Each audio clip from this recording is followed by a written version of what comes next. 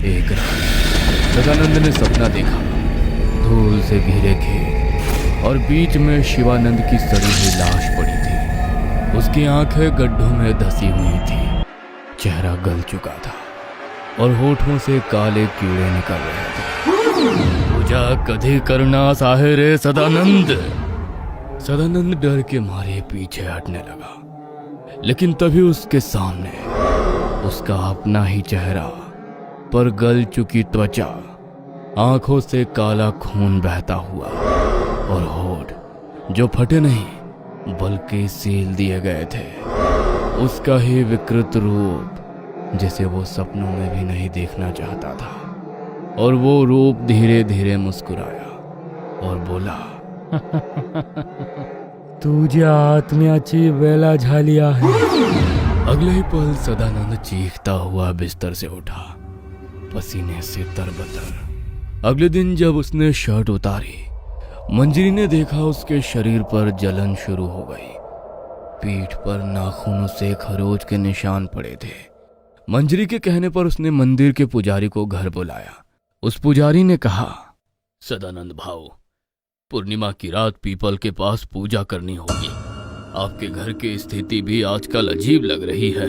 पर सदानंद हंसकर टाल देता। काला जादू मैंने किया है, उसे मैं ही चला सकता हूँ, किसी पूजा की जरूरत नहीं। अब असर बढ़ने लगा। एक रात 2 बजे उसकी आंख खुली। उसने देखा टेबल पर चाय का जूठा कप और राख पड़ी हुई है, और घर में हो रही घटनाओं की वजह से नौकर भी नौकरी छोड़कर भाग गए। और फिर अंधसिद्धि पूरी तरह से जाग उठी। ये सदानंद के जीवन की सबसे भयानक रात थी। हवेली से अचानक जोर जोर से चीखें सुनाई देने लगी। गर्भवती मंजरी अस्पताल में थी। घर में सदानंद अकेला था। दरवाजे अपने आप जोर से बंद हो गए। खिड़कियों से हवेली में हवा भर गई और लाइटें फड़कने लगी। सदानंद जमीन पर गिरा हुआ था। उसका चेहरा डर के मारे पीला पड़ चुका था। वो जोर जोर से चिल्ला रहा था, माफ कर दो शिवानंद भैया, माफ कर दो, मुझे माफ कर दो। पर कोई नहीं आया। पूरा घर जैसे किसी अंधेरे भंवर में डूब गया था।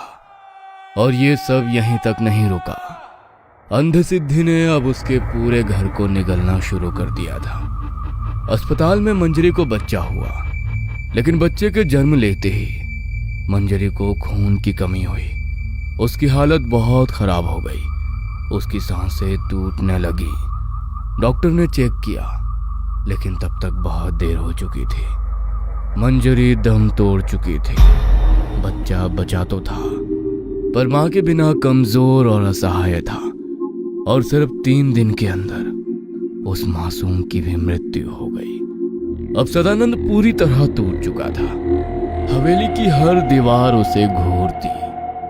हर कोना शिवानंद की परछाई से भरा हुआ था।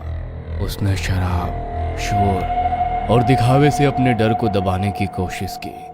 पर एक रात जब फिर से लाल निशान दीवार पर पड़े और उसी रात एक अजीब सी आवाज उसके कान में आई, दिया कहाँ है रे? नागबली का दिया, तू भूला है मुझे, अब मैं तुझे नहीं भूलूंगा। घबराकर सदानंद अंधेरे में भागते हुए तांत्रिक नरसिंह के पास पहुंचा। बाबा, बाबा बचा लो मुझे, मुझसे भूल हो गई।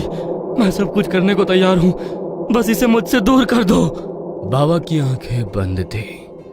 उन्होंने धीरे से आंखें खोली और कहा, मैंने तुझे अंधसिद्धि प्राप्त करने से पहले ही कहा था कि इसे संभालना आसान नहीं होगा।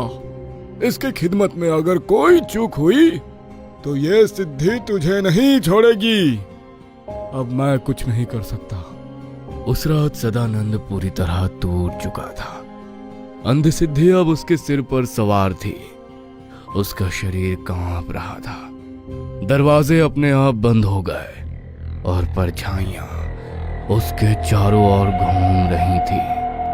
धीरे धीरे अंधसिद्धि ने उसे मानसिक रूप से इतना कमजोर कर दिया कि उसने खुद से ही मुक्ति मांगनी शुरू कर दी। आधी रात को हवेली में अचानक एक जोर की चीख गूंजी। सुबह जब गांव के लोगों ने दरवाजा तोड़ा तो सदानंद की लाश फर्श पर मिली। उसकी गर्दन साड़ी से लटक रही थी, लेकिन सबसे डरावनी बात यह थी, उसका चेहरा सूजा हुआ नीला पड़ चुका था और उसकी आंखें पूरी खुली थीं, जैसे वो कुछ बोलना चाहता था पर बोल नहीं पाया।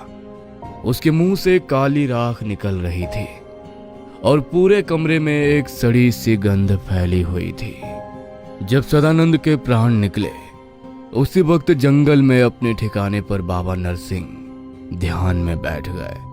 उन्हें कुछ असहज महसूस हुआ। उन्होंने अपनी साधना शुरू की। जैसे ही उन्होंने आंखें बंद की, उन्हें एक धधकती हुई परछाई दिखी। जलती हुई आत्मा, तड़पती हुई, काली लपटों में घिरी हुई, वो सदानंद था। जो बीज तूने बोया था वो अब फल बन चुका है और उसका स्वाद तू अकेले ही चखेगा। उन्होंने एक गहरी सांस ली और कहा, अंधसिद्धि फिर से अपना हिस्सा ले गई। काला जादू शक्ति देता है, पर उस शक्ति की कीमत आत्मा से चुकानी पड़ती है।